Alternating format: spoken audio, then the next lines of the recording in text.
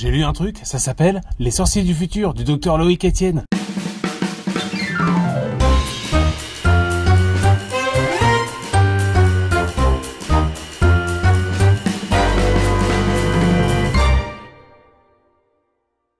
Dans ce bouquin, Loïc Etienne nous parle de médecine et d'intelligence artificielle. Il finit d'écrire son bouquin en mars 2019, donc ChatGPT et tout ça, c'est pas encore connu du grand public, mais lui, il travaille sur l'IA en médecine depuis 1987. Bon, alors il commence par une histoire de l'intelligence, le quotient émotionnel, le quotient intellectuel, la praxis, l'intelligence du corps.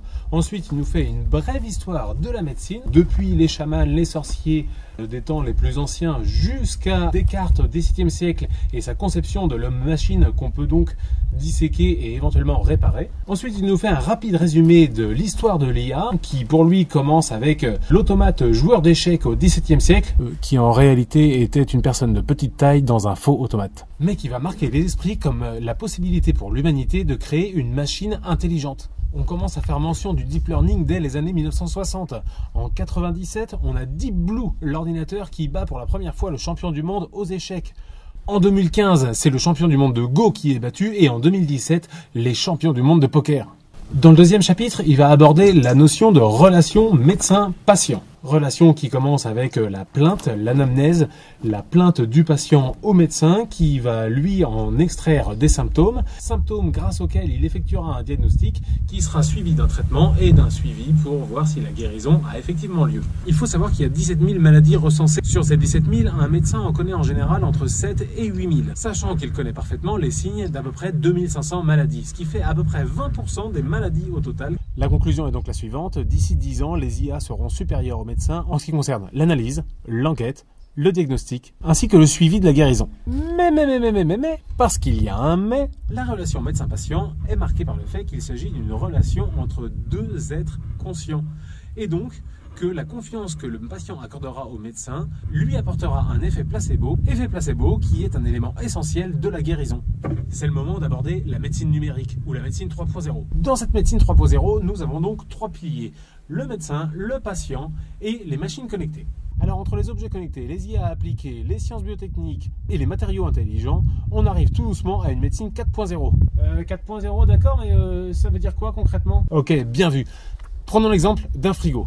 Un frigo 1.0, qu'est-ce que c'est? C'est un frigo, si on manque de carottes, on l'ouvre, on voit qu'on n'a plus de carottes, et du coup, il faut aller en acheter. Un frigo 2.0, qu'est-ce que c'est? C'est un frigo qui sait qu'il n'a plus de carottes et qui vous prévient qu'il faut aller en acheter. Le frigo 3.0, lui, il a accès à vos comptes bancaires, il sait qu'il va bientôt plus avoir de carottes, il est en commande sur Internet, et vous n'avez juste qu'à l'ouvrir au livreur. Quant au frigo 4.0, il se met en relation avec tous les autres frigos connectés 4.0 qui sont géolocalisés sur une même zone.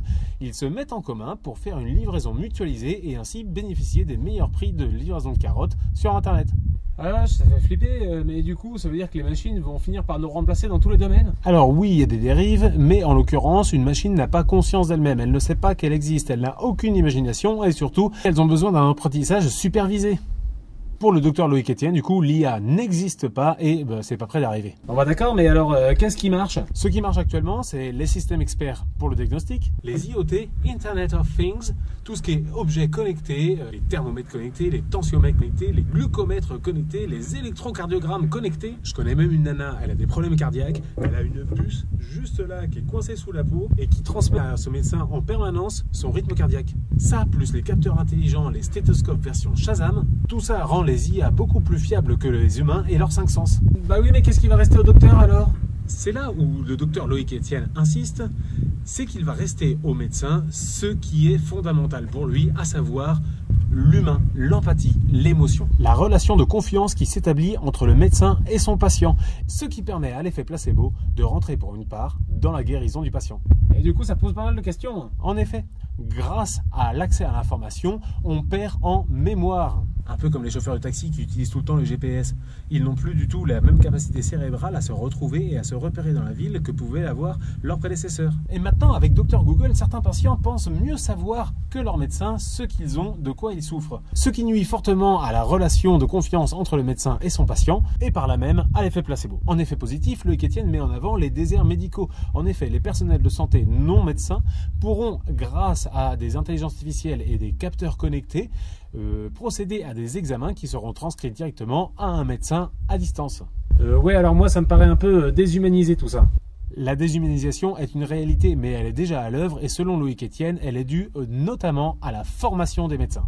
Du coup, pour lui, il y a bénéfice. En déchargeant le médecin d'une partie de l'anamnèse, de l'examen clinique, du diagnostic, ainsi que de l'interprétation des résultats, le médecin retrouve sa fonction primaire, à savoir un guérisseur, quelqu'un en qui le patient aura confiance pour exprimer son mal-être et évoquer ses plaintes, évoquer sa maladie. Il restera au médecin l'empathie que n'aura jamais une IA. Mais pour que ça marche, selon Loïc Etienne, il y a plusieurs conditions. En premier lieu, une conception humaniste de la médecine, car « science sans conscience n'est que ruine de l'âme », disait François Rabelais. Deuxièmement, une co-construction. En effet, par exemple, le dossier médical personnel en place actuellement a été conçu par des informaticiens en excluant directement de la conception les médecins d'un côté, les patients de l'autre. Résultat, cet outil est boudé par les médecins, peu connu par les patients et au final ne sert strictement à rien. Et troisième point, l'éthique. Eh oui, est-ce que répondre à un besoin, c'est quelque chose d'éthique ?